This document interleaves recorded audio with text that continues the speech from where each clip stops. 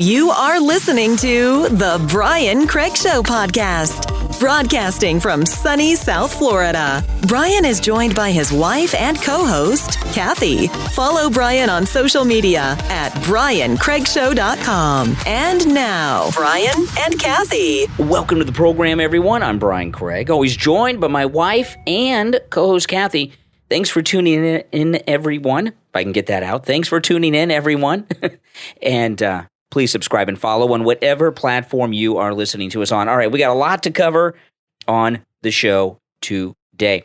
I want to talk just here in the beginning about Trump's endorsement of Dr. Oz, because this is insane. Okay, now, the rally that Trump had was on Saturday night. He endorsed Dr. Oz, and let me tell you something. This is the first time that I've seen Donald Trump say or do something where MAGA voters have stood up and said, no, we don't want that.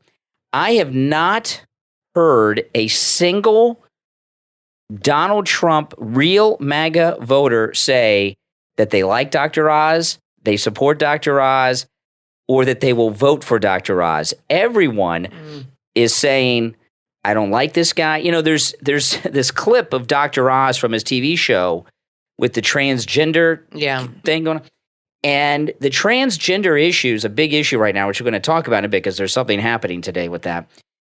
But President Trump has withdrawn endorsements in the past. He withdrew an endorsement, pretty high profile, not all that long ago. And I'm going to make a prediction. This prediction may turn out to be incorrect, but I think it is very, very possible that President Trump will withdraw his endorsement of Dr. Oz in Pennsylvania because, you know, this isn't fake MAGA. I'm talking about like real people. We have our Marco Polo group. Mm-hmm. The Marco Polo group is 100%, and these are people that love Donald Trump like we do. Mm-hmm. It is 100% no on Dr. Oz. I go on Twitter, and there's a lot of people there that I know are strong, strong supporters of Donald Trump.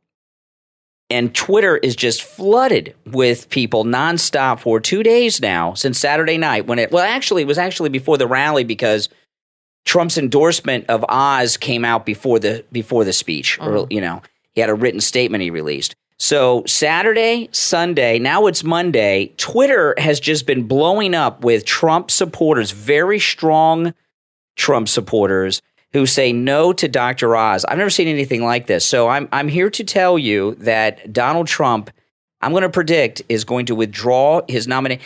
You know, now here's the question, though. Okay. How aware is Donald Trump of this right now? Because he's not on Twitter himself, but he knows what's. I bet you he's got like a fake account on there where he goes on Twitter and reads what everyone's saying. You know what I mean? Well, you know, there was one other issue he was talking about that MAGA didn't like most was the getting a vaccine. And he was talking about that for a while, and he got booed a couple times, and he dropped that like a hot potato. In fact, he hasn't mentioned it once. That's right. So I think he's very in tune with the pulse of the people. I'm very surprised he endorsed Dr. Oz because he is extremely polarizing with conservatives. And I don't particularly – I think he's a little phony. Dr. Oz. Yeah, and I think he's very vague, and he seems to go back and forth. Maybe he's always been conservative, and he just acted like a liberal to get in with Hollywood. For Oprah, and you know, that's possible too. Yeah, but these issues. But we're not in Pennsylvania, so it really just affects people in Pennsylvania. No, we voted for Marco Rubio. But Marco Rubio is, you know. Marco Rubio, I don't like Marco Rubio. No, I don't either. And he doesn't like Trump, but he goes the right way on all the issues. Marco Rubio, and he never crossed President Trump, and he was always on board with President Trump. Mm-hmm. So, well, maybe Oz will be the same way. But Dr. Oz, see, I never really followed Dr. Oz. I've watched his show. I've never watched a full episode of Dr. Oz's show. You didn't miss much. I've seen a clip here and there over the years, and in the last day, I've seen a lot of clips of the Doctor. I've seen more of the Dr. Oz show and clips on Twitter in the last 24 hours. 36 hours than I've seen in the last however many years he's been around. I'd rather vote for Dr. Phil than Dr. Oz. I don't like him either, but I like Dr. Phil. But you know, Dr. Oz, I did not realize that he was in favor of doctors asking children, pediatricians, about their parents having guns at home. Yeah, see, that's not good. And a lot of these things, sometimes people aren't political, okay? Like, I'll give you an example. President Trump, before he got into politics, he wasn't political, but he donated to people. He donated to Republicans and Democrats because he had to donate to get things built. Yeah. And he hung around with some people like Oprah Winfrey and did some things. But if you go back to those old interviews of Trump, even like the old Sally Jesse Raphael interviews, Rona Barrett interviews and stuff, he was saying the same stuff back then about China and things that he still says today's been consistent. And these clips of Dr. Oz are very disturbing. And what's really going to do Dr. Oz in, more than even the gun control, and he's taken some very strong liberal positions when it comes to he's not pro-life. He's now he says he is. Oh, convenient. But his whole life that he's been out there talking, he was not.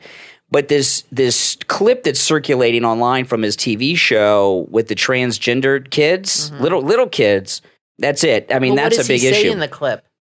He's like interviewing them, and it's like normal. It's like no big deal. And as crazy as it is, that's nuts. Transgender issues are like one of the most talked about issues in politics. Well, because of the schools, because they're teaching it in schools.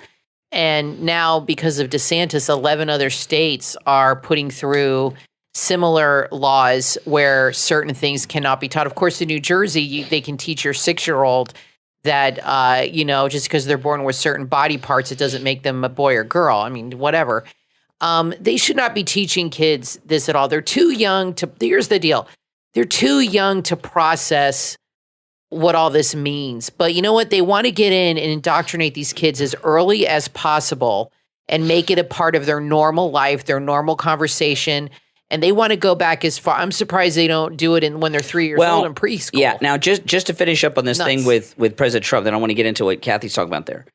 I want to know what you guys think. Let us know in the comments. Do you believe that it is possible that President Trump will at some point withdraw his nomination, or I'm sorry, his support, his endorsement of Dr. Oz? He's done this before. I'll put that in a poll. We'll do a poll on your YouTube. Let us know in the comments what you think. Kathy will put a poll on my YouTube channel. I don't think he will. Yes or no? I don't know, because Trump, see, this is the thing about President Trump. He feels the pulse of the people. And if he gets massive feedback like I'm seeing everywhere, and I'm telling you, he's on Twitter with a secret account, probably some parody account of Hillary or something, you know what I mean, up there reading what's on Twitter.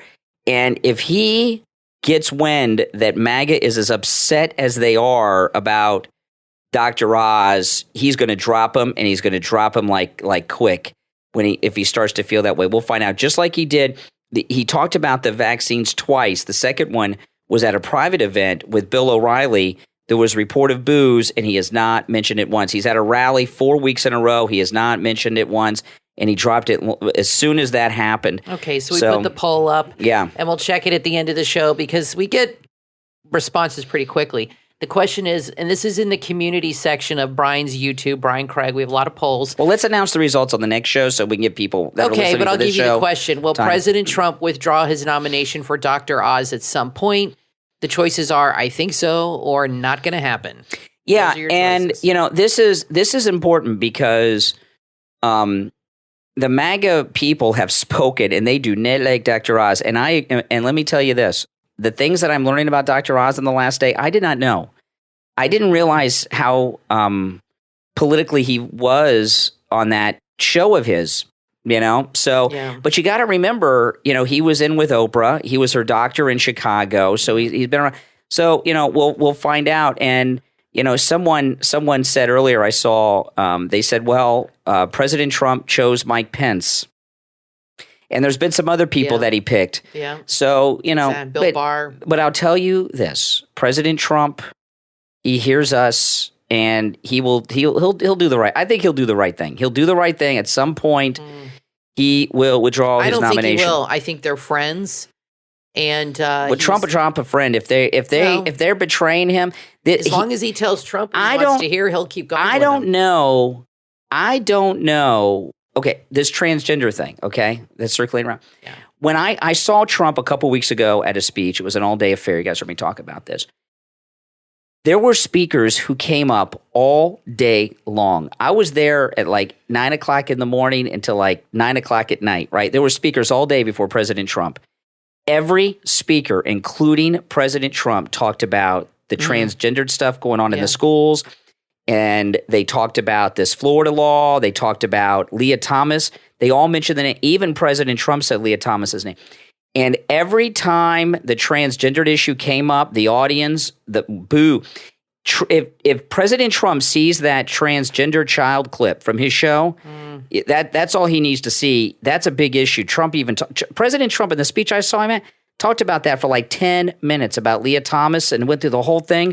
Well, then I'm sure he's aware. I mean, I'm surprised he endorsed him. I wasn't aware of it. I was not aware of the transgender thing on his show. I must say, I assumed he was pro-life, and I'll tell you why. I thought he was pro-life. He's Muslim, Dr. Oz. Right, yeah. And they're very conservative. And when it comes to certain things, and I assumed he was pro-life because he's Muslim, and I assumed he was conservative. I did not realize all these things. And the reason I assumed he was conservative and pro-life was two reasons. One, he was Muslim. That was the pro-life thing. But during the beginning and the darkest day of the pandemic, Dr. Oz was on Fox every night after Trump's press conferences with Fauci in the afternoon, the 2.5, 3 hour press conferences of President Trump, defending Trump every day, everything he said, everything he did.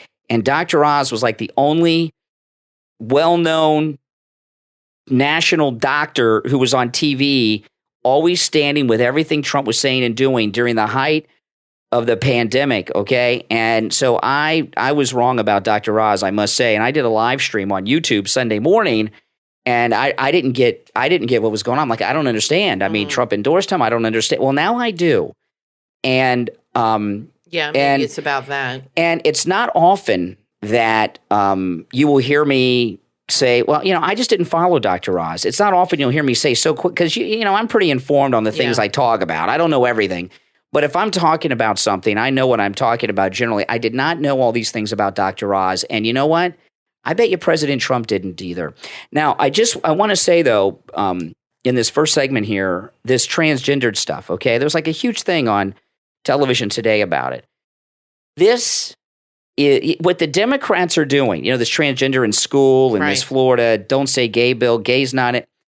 The Democrats are in big, big trouble, okay? We in effect don't have a president now. This guy's so checked out, and with the Democrats, they're in power now. They control the Congress and they control the White House. Everything they're doing is wrong. Kathy and I, I got to tell you, we're really starting to watch our money right now. Prices are going up. We've always watched our money, but a little tighter, but a little more than normal because we're doing some more budgeting here. The grocery shopping is food costs. Definitely a wake up call. We're making some big changes, and they're because the food is outrageously expensive, and it is. And we got a small family. We got the two. Our daughter's 23. She's not home all the time, but even us, we're getting hit by this, and I've altered my driving too because of the gas prices. And so anyway, the Democrats are losing on everything. So what they're doing right now, the Democrats, is they're throwing everything they can. They got this ridiculous gun thing they're doing now, ghost gun. Yeah. A ghost gun is like gun. People buy parts, they put them together. Everyone knows. I'm not going to get involved in a gun control debate right now, but everyone knows the problem is not the guns. There were over 20 shootings in Chicago over the weekend, right? This past weekend. Probably every one of those shootings was done by someone who was in possession of a handgun illegally. Either they're an underage, you have to be 21 years old under federal law to own a handgun, right? Most of those shooters were probably under 21. And the ones that were over 21 probably have felony convictions and are out. So none of them are probably allowed under federal law to own a gun. Gun control laws don't work. There's an old saying from the that you hear like NRA and those type of people say all the time, if you outlaw guns, only outlaws will have guns. You've heard that. So, the problem is not the guns. The problem are the criminals that are using them, and they don't obey the laws. So you can outlaw all the guns. The criminals don't obey the laws anyway. And by the way, there's a 100% prohibition on killing people that unless they're threatening your life, right? So, the murder. So the gun control thing they're throwing out now, this phony ghost gun thing, this transgender issue, the Democrats are just throwing every issue they can at the wall, trying to bring people to them to support them in the midterms. They're all distraction fake issues. Well, yeah, they want to distract you from Biden and his mess and of his failures. Administration. Yeah. And the laptop and his corruptness. And exactly. So they're doing the identity politics thing. And the thing with the transgender issue, moms are a huge voting block for both sides. And that's what they're battling for right now. That's why they're making such an issue out of it. Both sides are, because it's in the schools, and right now, most moms, I would think, are against these things being taught. But maybe they're split. I don't know. But everything they do is about votes and getting people to vote, and they like to use fear and anger and things like that to manipulate people. Well, so you're right. That's what they're not going to talk about. Joe Biden. When our daughter was in high school. Okay, and before and this was a few years back, because this was before she had her car and was driving. Mm-hmm. And I remember I would pick her up at school every day because her high school not too far from our house, so I'd pick her up at school as opposed to her taking the bus. And I would see all the time guys, right, high school guys, with their shirt off, sitting on benches or the walls or walking around with their arms around each other. And rubbing each other on their back. And I would say to my daughter, I was like, you've got I can't believe how many gay boys there are in your high school. She says, they're not gay. I said, yeah, see that guy with his shirt off? He's rubbing the back. He's got his arm rubbing the back of that other guy at the show. She's like, no, that's just how guys are. I said, yeah, gay guy. And she says, no, that's just how bros roll. Well, they normalize it now. They make the behavior different. Yeah, they've gotten into these weird things. And Kathy and I went out Friday night, and we went out, and I had a couple beers, and we had appetizers at this restaurant. And we get out of the car, and there's this group of high school guys, all guys, no girls, and they're walking with their arms around each other like the Rockettes, down the sidewalk. Yeah, they were all over each other. I told Kathy, I said, when I was in high school, we go to the movie theater, we'd have a seat between us. So if I was with another guy, you just weren't in touch with your feelings. And we didn't walk around with our arms around other guys walking down the sidewalk. You had your arms around girls. Yeah, and if there was no girl, we didn't have our arms around the guys. I mean, it was so strange. Yeah. Well, they're raising a generation of beta males. That's correct. Or Italians. Yeah, that's absolutely correct. But anyway, that's how they are. The issue, this transgender issue, just like this ghost gun crap, it's a fake issue to try. It's the Democrats throwing things out. They want to enrage people. Desperate to try to get some division and debate to get a few people to come back to the Democrats. Listen, we're going to take a quick break. When we get back, there's a lot more to talk about. Oh, man. Craziness happening over the weekend. I'm Brian, always joined by my wife and co-host Kathy. We will be back right after this. As Christians, we are called to spread the good news of Jesus Christ, and CJ Hawthorne has answered that call with his podcast, the About Faith Podcast. CJ wants you to not only believe in Jesus, but to have a relationship with your Savior. Nothing makes CJ happier than talking about God and the Word. He serves his local church as an ordained minister, as well as working on his faith-building podcast. CJ wants you to enjoy God's blessings and hopes his podcast can help bring you closer to God. You can listen to the About Faith Podcast at aboutfaithpodcast.com or on Apple Podcasts.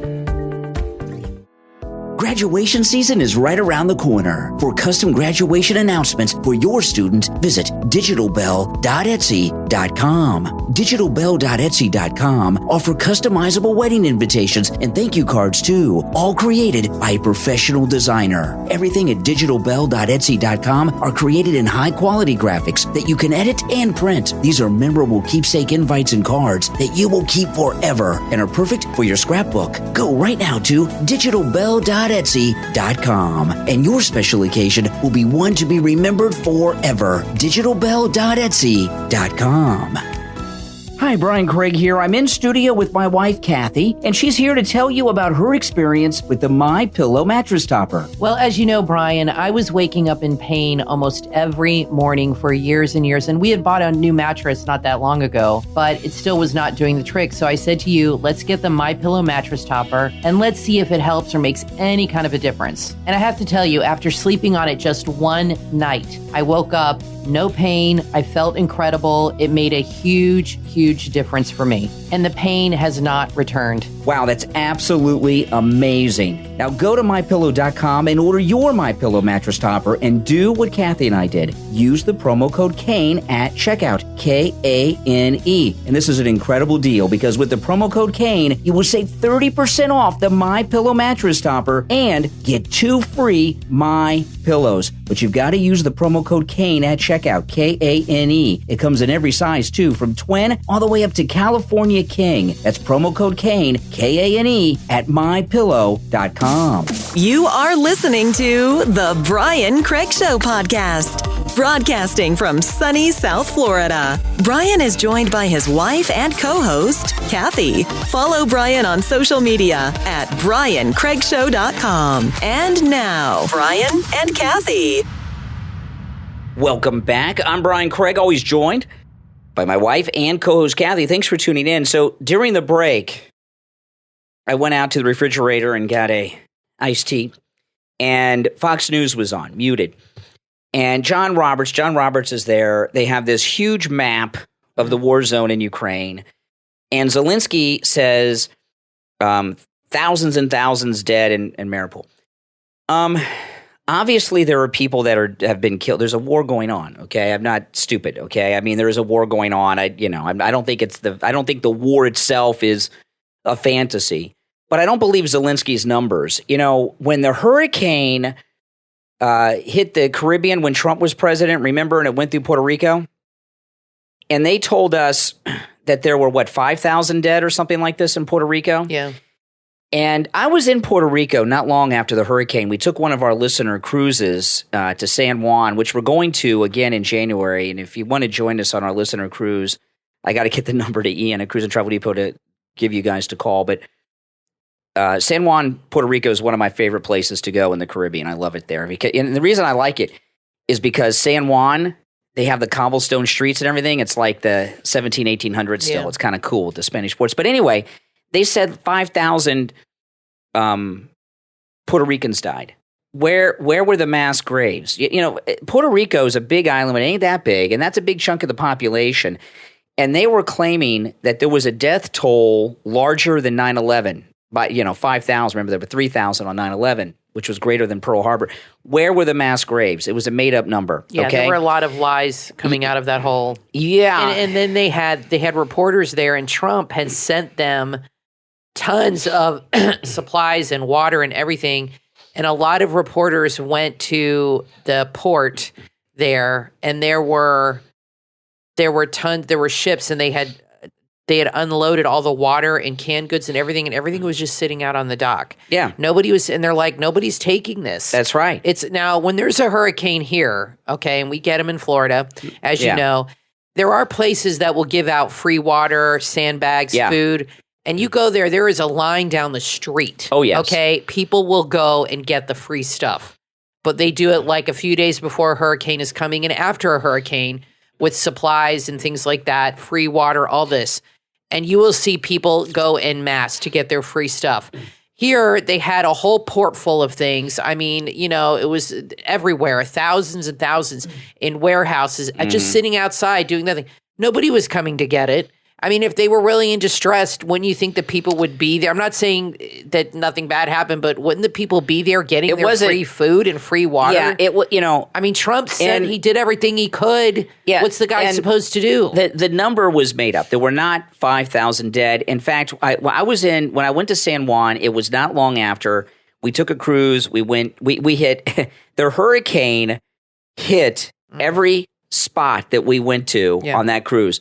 Not long before we got there, Puerto Rico, the Virgin Islands. I forget where else we went, but every spot got hit. And I talked to the people there about it, and they said the only people. This was both in the Virgin Islands and in Puerto Rico.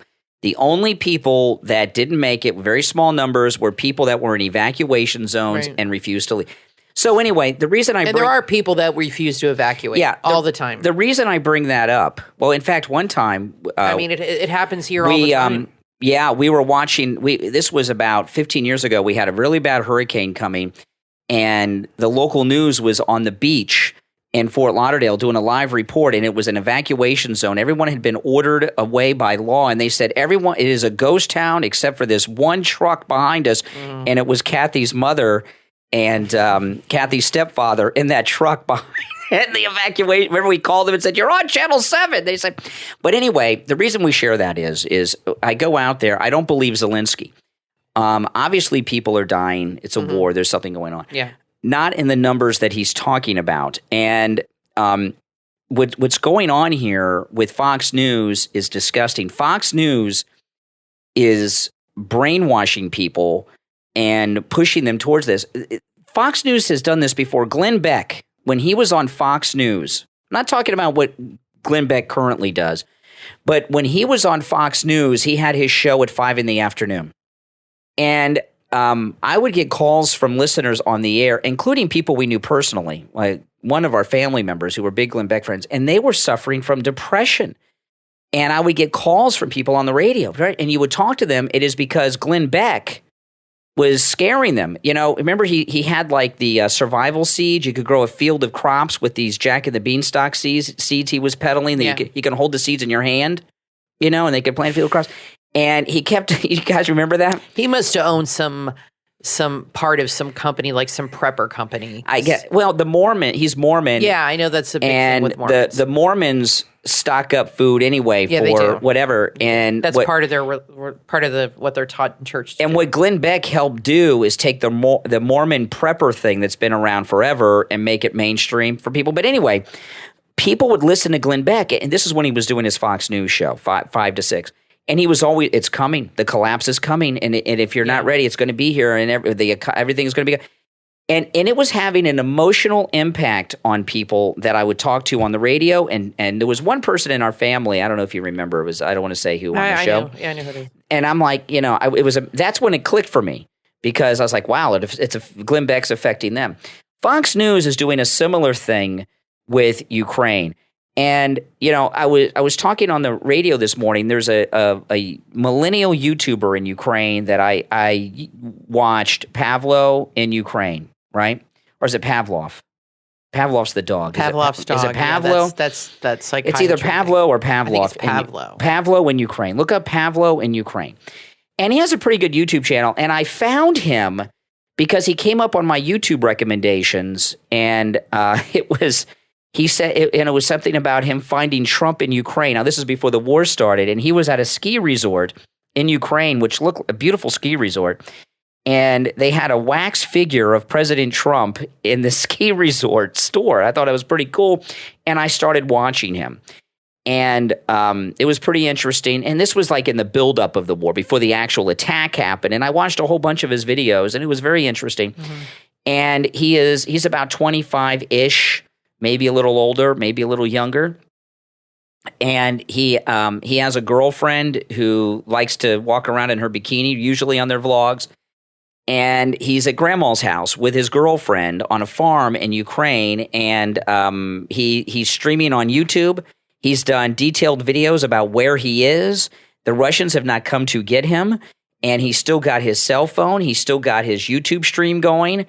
And Pavlo in Ukraine, his biggest concern is getting drafted into the Ukrainian army.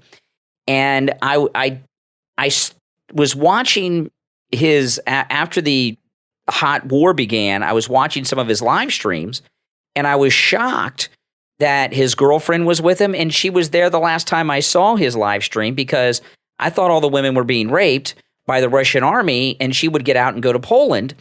And she's still there in Ukraine, staying at Pavlo's grandma's house, doing YouTube live streams all the time. And I understand there's a war going on and things are bad, but I don't think they're as bad as we've been led to believe by Fox and Zelensky. Politicians always inflate things and are prone to hyperboles, and to benefit themselves, and that's I don't think he's an exception to that. You showed me earlier today, Kathy, some behind-the-scenes photographs of Zelensky posing for photographs on a staircase. He was like in a photo shoot, yeah. I put it on your Instagram. Yeah, and he was doing a photo shoot with the photographer, and he's sitting on stairs with a backdrop, and just, he has plenty of time to go to the Grammys and do interviews and meet with Boris Johnson and pose for pictures. And I mean, I wonder how the people in that country feel about him just becoming like a fashion model while they're dying and women are getting raped and all this stuff. I mean, not Pavlo and Ukraine's girlfriend. They're not worried. No. And, the thing about that photo spread you showed me, he's wearing his green clothes and, his Castro uniform. His uniform like Castro. Yeah, his Castro uniform. He's on these stairs and they had special mood lighting, and it looked like they even had like smoke or dust in the air for that effect for the photo that they like. Like he was just bombed. Yeah, but he wasn't. It looked like he was everywhere. It looked like he was on the stairs at an opera house or something. Yes, it did.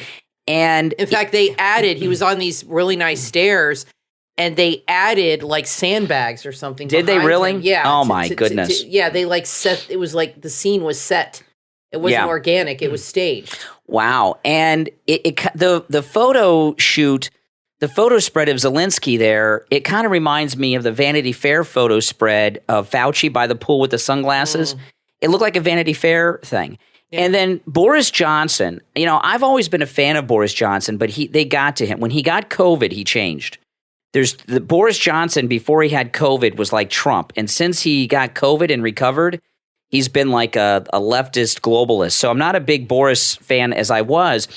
But if you look at this footage of Boris Johnson in Kiev, okay, he's wearing his normal suit. Mm-hmm. He's not wearing special clothing. He might have some body armor underneath that thing, but I don't know.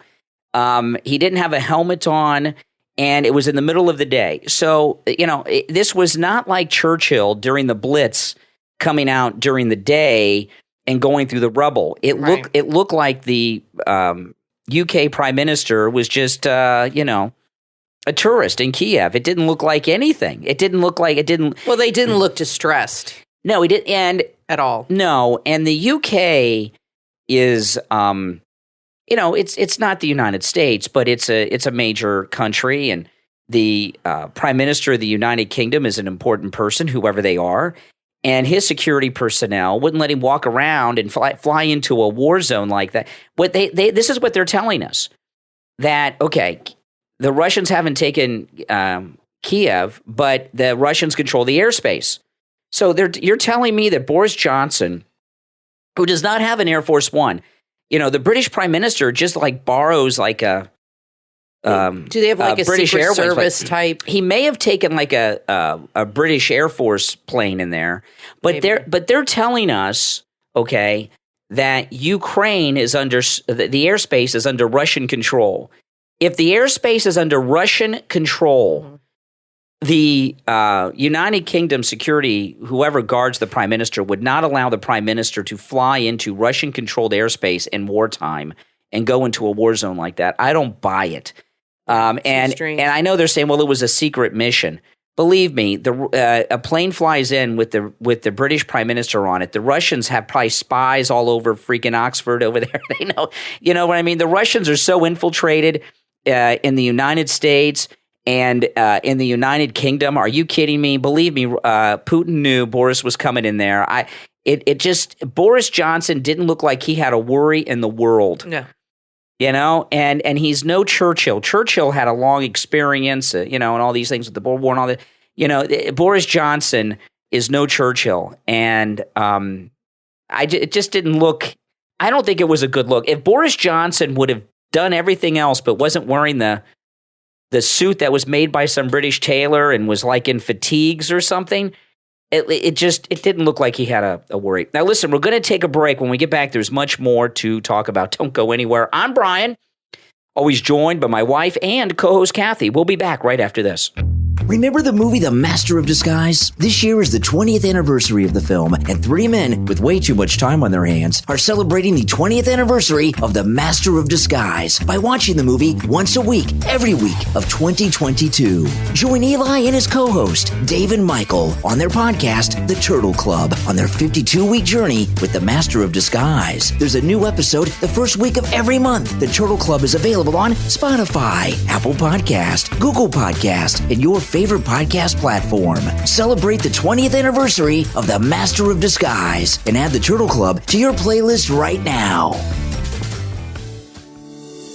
How old were you when you first got out of credit card debt? Student loan debt? Have you ever had to repair your credit? These challenges are normal to many of us, but should they be? Would you like to prepare your children and have them equipped so they can understand finances early so they can avoid the pitfalls that you fell into if they make bad money choices? The book from authors Tony and Carly Dublé, Charlie's Money Choices, available on Amazon, is perfect for readers ages 12 to 18. It tells the story of a kid who gets his first credit card, buys his first car, finds an apartment, and finds himself in some financial trouble. All along, he's learning key lessons of accountability that impact his journey with money. Charlie's Money Choices made it to the #1 spot in its educational category on Amazon and top 20 nationwide. If you know any students, this book is for them. Start small groups to discuss what Charlie should have done and what you would have done if you were in his shoes. Charlie's Money Choices is perfect for parents, grandparents, and teachers for classroom reading. Charlie's Money Choices from authors Tony and Carly Dublé, available on Amazon. Order your copy today for your kid's future.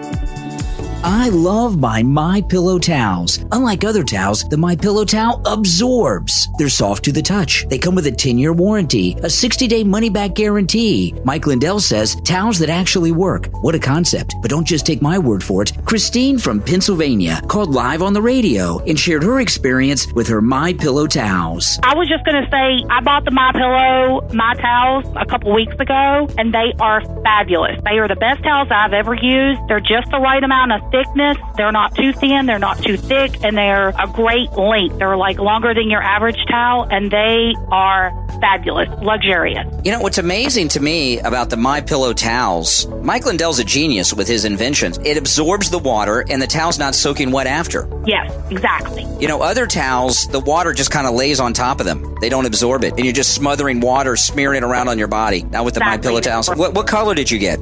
I got the sage green. Ooh, but yeah. I'm going to order more because I love purple, and I'm going to have to get a purple. Man, my wife's ordering the purple, too, and she says it doesn't match our bathrooms, but she likes the purple anyway, so we're getting purple. Who cares? Exactly. Exactly. All right, Christine, thank you so much. The MyPillow towels are normally $109.99, but with our promo code at checkout, Kane, K-A-N-E, just $39.99. You can also order by phone, 1-800-716-4879. 1-800-716-4879, promo code Kane. You are listening to The Brian Craig Show podcast, broadcasting from sunny South Florida. Brian is joined by his wife and co-host, Kathy. Follow Brian on social media at BrianCraigShow.com. And now, Brian and Kathy.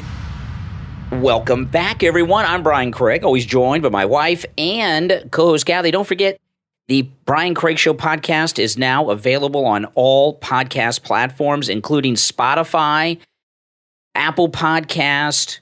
What else are we on? Audible. Every podcast platform there is. iHeartRadio. Everywhere. Yeah, if there's a podcast platform, we're on it. So make sure that you follow and subscribe on whatever podcast platform you use for your podcast. Okay, I wanted to share this because it's the title of the show and the thumbnail on the YouTube channel. But no, I wanted to talk about this anyway, not just because it's the title of the show. It's this terrible event that happened at the University of Buffalo at the Allen West event. Allen West, who a lot of you guys, I think, are familiar with Allen West, but for those that are not, he's a black Republican. He just ran for governor of Texas and lost to Greg Abbott. But before that, he was a congressman here in South Florida, and he was a regular on the radio with me and Steve in studio when he was running in Congress down here. And he was controversial before that. What made Allen West famous that led to him being in Congress is he was a lieutenant colonel. That's why people always call him Lieutenant Colonel Allen West in the Army. And he had a prisoner. This was during the Iraq War. He had a prisoner that he was interrogating. This prisoner knew the location of where bombers with IEDs were that were going to attack U.S. service personnel. The guy wouldn't talk during the interrogation. Allen West took out his sidearm, his pistol, which, and fired a shot off next to the guy's head. He didn't shoot him, but he shot it next to the guy's head. And the guy spilled his guts, and Allen West went and saved lives. And that was when Obama was president. And, of course, what did the Obama regime do? They ran Allen West out of the Army, and he retired. But he was here in Florida, and he ran for Congress, and he was in Congress for one term. And the Republican establishment, these jerks that are always after President Trump, they ran him out of Congress, and then he left Florida over it. And he went to Texas. And liberals hate Allen West. And the reason they hate Allen West is because he's a black Republican. They don't like, the liberals do not like people that are in their stereotypical victim groups, right? They don't like black Republicans, gay Republicans, female Republicans that are good looking, Sarah Palin and people that Carrie Lake. Yeah, Carrie. They hate Carrie. By the way, Carrie Lake, she's awesome. Was at the Trump rally this weekend and was basically co-hosting Right Side Broadcasting, and that's her. She's a television reporter, and she got right back in that. Like she was really good. She's amazing. She was really good. But anyway, I think she's on the short list to be Trump's vice president if she does good as governor. She's got to do good as governor. That'd be great. Oh man, I love Carrie Lake. But anyway, they don't like liberals. They don't like people from their victim groups that are Republicans. So this girl that was a conservative girl who's white, which is important for this story, was at the University of Buffalo. She's a student. She was involved with inviting Lieutenant Colonel Allen West to speak there. And the woke mob of woke liberal students, they're so liberal, they're so tolerant, they cannot tolerate people that disagree with them, chased her down. And this is an interview that she gave on Fox early in the morning this morning. I heard this interview actually at like 5 o'clock in the morning on my way to the radio station this morning. So anyway, Fox News interviewed this girl who was chased down by the woke mob. And let me just play this and we'll talk about it as we go because it explains the whole story. And we've got a serious issue with these young wokesters, all right? So this is the interview from Fox News early this morning. University at Buffalo student and Young Americans for Freedom president Therese Purcell joins me now. Therese, walk us through what happened to you. Hi, Todd. Thank you so much for having me on the show. So I was hosting Lieutenant Colonel Allen West on campus. He was going to give a speech on how America is not racist, why American values are exceptional.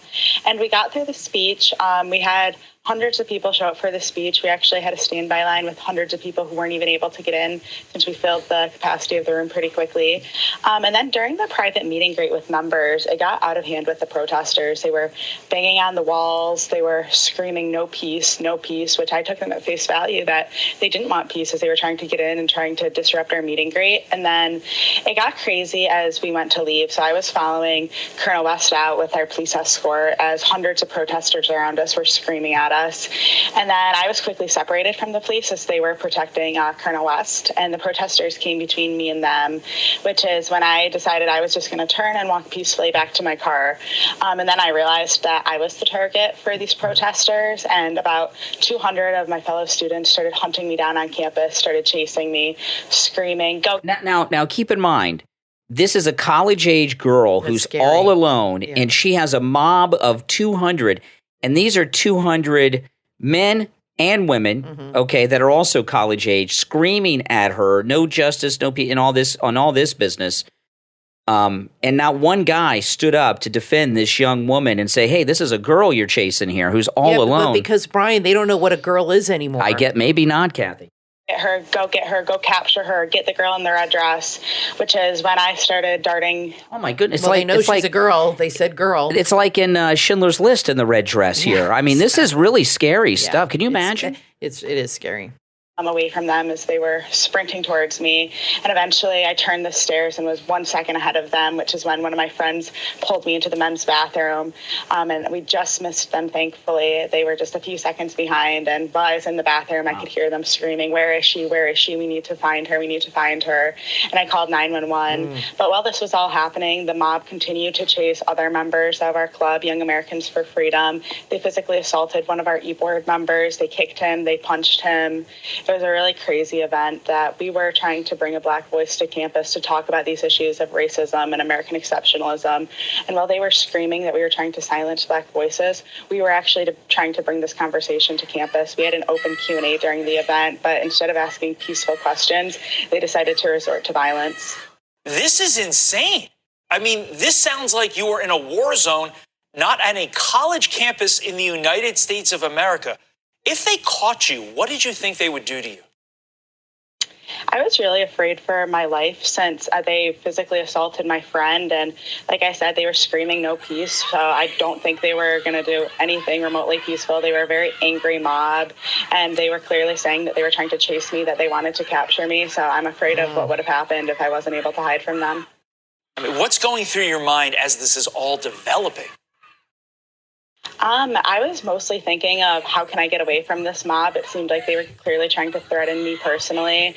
I was somewhat surprised that I was their target. I thought that they were just chasing us. I didn't expect this, since I didn't think it was going to be as controversial to say on an American campus that American values are a good thing. American values are worth protecting.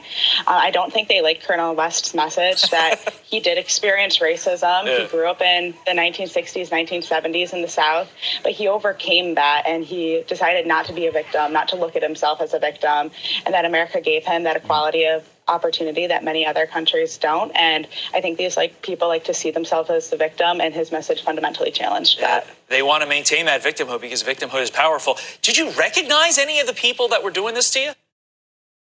I recognized them from earlier in the day, since starting at 2:00, they held a protest at school where they were shouting similar chants, and they actually marched through our campus. Pretty much anyone on campus could hear their screaming, their yelling. They disrupted classes. People were pouring out of classes to see what was happening.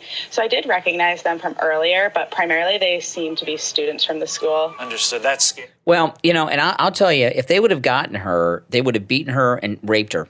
And beat her. She could have ended up like Chris Stevens. Yeah, they would have Chris Stevens her, and there's no doubt about it. Now, could you, in this story, I know this was on Fox, and and we're talking about it now, but it's not on CNN, it's not on MSNBC. No, could you imagine if a group of conservatives were chasing a Black Lives Matter person through a camp?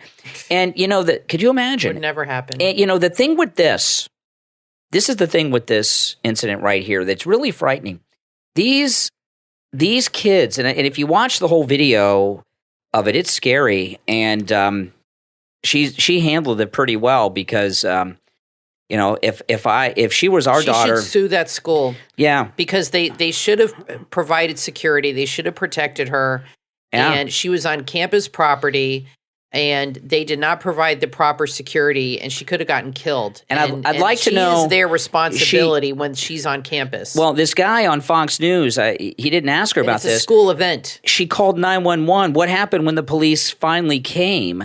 And this video, you can identify the ringleaders in the front pretty easily. They should all be arrested, but none of them are. And what's really sad about the other, obviously the threat and all that's sad, but what I mean is, if you watch the video and go online and find it, it's all over the place. There's an article in the Daily Mail where they have the unedited video. Mm-hmm.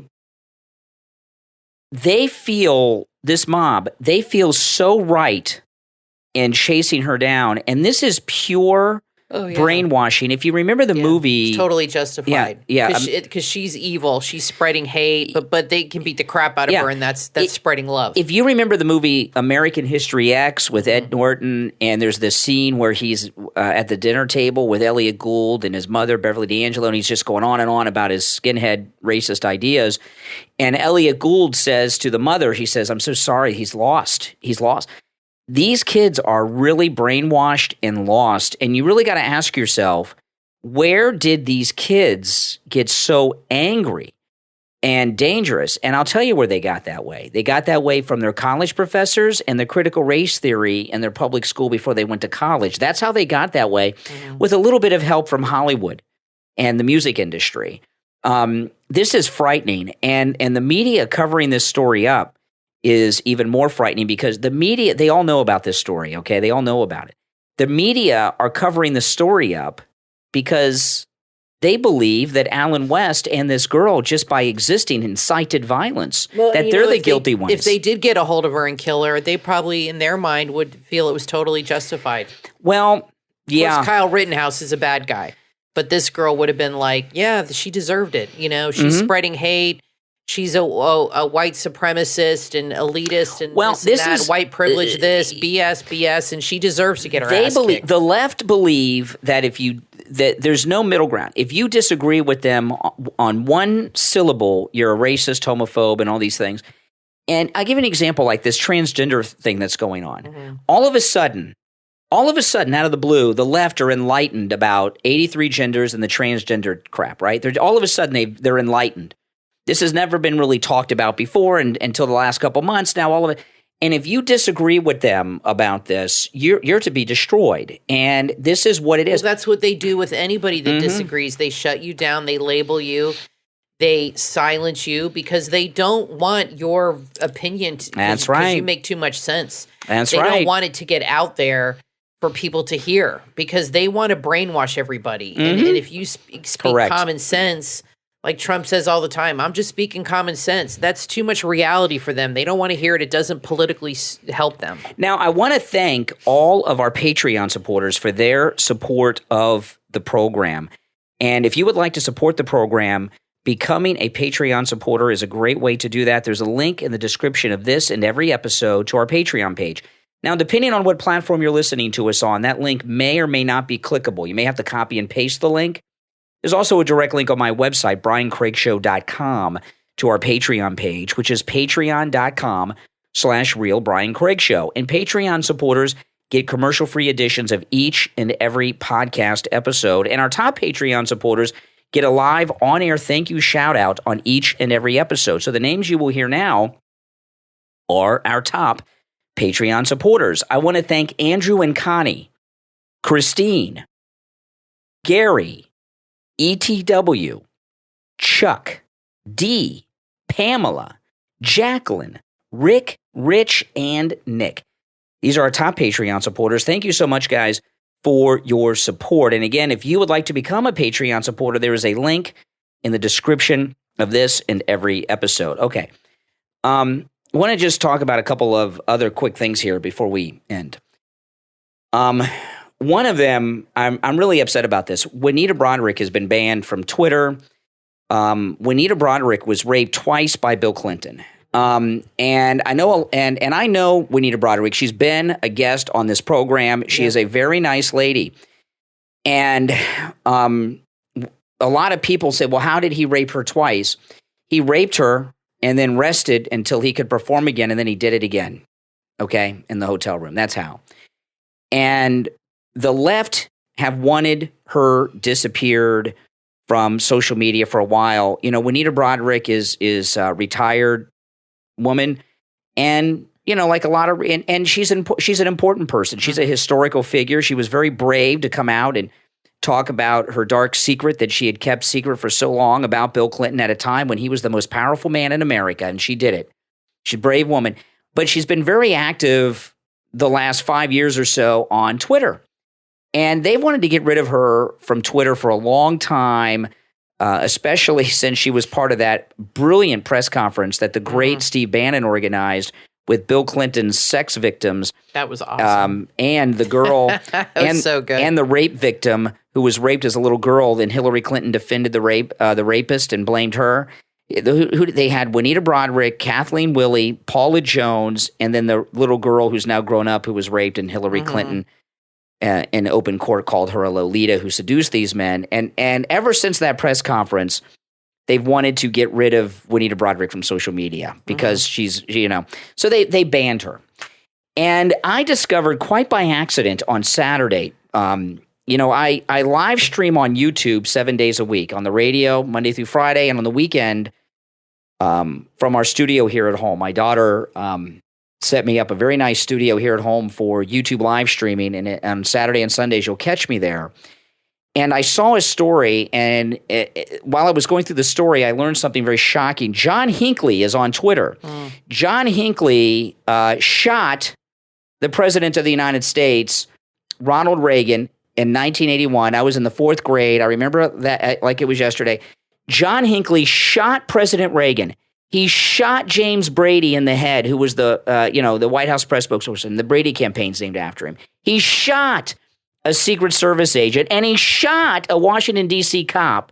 John Hinckley is on Twitter. I wonder how Jodie Foster feels about this, because oh my goodness, I would imagine she would be afraid of him. Traumatized. I would hope. I would think. Yeah. She should be traumatized. I mean, he was stalking her and shot Reagan to get her attention. And has he been obsessing over her like Robert De Niro and I don't know. Cape Fear obsessing over Nick Nolte? Yeah. I'm not saying anything's going to happen, but I'm sure she's not happy. So John Hinckley is on Twitter and Instagram. Well, so's OJ. So OJ did it, but he was acquitted. Okay, at least they could make an argument. John Hinckley, we all saw him do it. Yeah, but OJ went to jail for kidnapping. For the other thing. Yeah. Right. Well, still, he shouldn't be on there. So explain to me how, John, would they let John Wilkes, they'd probably let John Wilkes Booth on. Gee, he looks like such a cheerful guy. I'll tell you exactly why John Hinckley is allowed on Twitter and Donald Trump is not, and Juanita Broaddrick is not. It's because John Hinckley shot a Republican. Yeah. Okay. And you know what I mean? I mean, this is crazy. So you guys explain to me how, John Hinckley, it's okay for him to be on Twitter. There's no question about it. He shot the President of the United States, Ronald Reagan. Yeah. But President Trump and Juanita Broaddrick are banned from Twitter. Yeah, it makes no sense. It's insane. And and he's also on Instagram, John Hinckley, and I just pulled up his Twitter. He doesn't follow anyone. Lucky for them. Would you want John Hinckley following you? No. But he has 21,500 followers on Twitter. I would not follow John Hinckley. I found out that John Hinckley's on Twitter because he has a concert. He's a musician. A lot of lunatics are musicians, right? Danny Rawlings, these people are, and there was an article in the New York Post. He has a concert coming up in Brooklyn. And I was reading the article, and they said he made the announcement on Twitter. And let me tell you, his picture on Twitter, John Hinckley is scary. He looks like John Wayne Gacy. Yeah, he doesn't. Yeah. And I just cannot believe that they let John Hinckley on Twitter and Bill Clinton rape victim Juanita Broaddrick is banned and President Trump is banned. Yeah. This is someone's got some explaining to do. Yeah. And pretty outrageous. And I hope Elon Musk takes over Twitter and puts Juanita Broaddrick and Donald Trump back on. Now, one last thing, and then we'll go for today. This is something, we were talking last week on the show about Kathy being on oxygen, and you had a doctor's appointment today, and this is insane. Kathy's got to go to the doctor. She's got a lot of doctors, got a lot of health issues, and she's going to doctors all the time. Every single medical office for every single doctor requires a mask to enter the office. You are on oxygen, okay? Kathy's on, anytime Kathy leaves the house, she's on oxygen. You're on oxygen at home a lot of times, not all the time at home, but she's not on it now because she's sitting and you would hear the oxygen like a hurricane on the microphone, but if Kathy's walking, she's got to be on oxygen and has a portable concentrator. And I don't understand what kind of, and it's every doctor, and she's got to go to doctors. I don't understand what the doctors are thinking. You're on oxygen because you have a hard time breathing because you have a lung condition. But they're requiring you to put a cloth over your mouth and your nose while you're wearing oxygen. It's insane to me. And it is hard to breathe for me, I will say. Yeah, it's hard for me to breathe when I've got a mask on. I do struggle with it. And for it seems to me like malpractice. I mean, okay. They make people wear masks. That's one issue. But to make someone wear a mask who has to wear oxygen to breathe already, to cover up their mouth and nose, which is really like suffocating. I mean, you must feel like you're suffocating. I don't like it. It's insane. Well, yeah, and we went to the art museum Saturday and had to wear one, and they have guards everywhere. Yeah, and I would take it down just to lower my nose to breathe. And they have in a museum, they'll have a guard in every room because they had Monets, they had Manets, they had a lot of important art there. Picasso's, it was pretty Rembrandt. Cool. And everywhere, put it back on, put your mask on. I heard about 10 times because I would just lower it just below my nose. And that was the first time we went to, other than a doctor, to a public place in about a year in Florida where they made us wear. And we did not know, because if we would have known, I don't think we would have gone after to the museum. But once we got in and paid, they're like, you got to put this in. They had a whole box of masks. Yeah. So they lured us in. and They obviously, it's ridiculous. They have a lot. It wasn't even crowded. It wasn't even. There was plenty of space and room. The security guards. And I mean this. I made a YouTube video of this, and you can go to our YouTube channel and watch the video of the art. And I didn't make it a big deal about the masks in it, although you'll see a reflection of me in an Andy Warhol piece, and you'll see I have a mask. And the security guards are there not so much to protect the art, but to make sure everyone's wearing masks. Right. And I've been to this museum several times. I haven't been there in a few years. And they always have security guards, but not this many. And I thought when we got there, I thought that they had more security guards than normal. And it didn't make a lot of sense to me. And it wasn't the art. It's they got the what does Ron DeSantis calls it, COVID theater. The mask police. And that means you got a liberal on the museum board of directors or something. It's a nice museum if you're in South Florida, the Norton Museum. It's down the street from Mar-a-Lago. Surprised at the collection they had. They had more than I thought they would. So it was pretty cool. This museum's right down the road from Mar-a-Lago, and they hate that Trump is in the neighborhood. Well, the people that run that museum, they're making us wear masks. And I was excited because when we were going in, Brian said to me, they have a Rembrandt. I'm like, that's really rare to have a Rembrandt like in the South Florida museum, and I was like all excited. And then we go in this room and they have the Rembrandt etching. So I was trying to explain to you how an etching is not the same as a painting. It's like a silk screen. It's like, so I was trying to explain that to Brian, how an etching is okay, but it's not a painting. It's not the same thing at all. But they did have, I was very pleasantly surprised. They had a Norman Rockwell, which was awesome. I'd never seen that before. And they had a bunch of Georgia O'Keeffe's, Picasso's, a Renoir, some Manet, who I love. So they had a pretty good collection there. I was pretty surprised. Yeah, we went out of our way to go there, but the mask a lot of impressionists and stuff. Yeah. Well, listen, anyway, we are out of time. Thanks, everyone, for tuning in. And again, we are now on all podcast platforms, including Spotify. We're also on Audible, which not a lot of people are on Audible. We are on Audible and Apple Podcast, iHeartRadio, every podcast platform there is. The Brian Craig Show podcast is there. So make sure that you follow and subscribe wherever you get your podcast. I'm Brian Craig, always joined by my wife and co-host Kathy. We'll talk to you next time.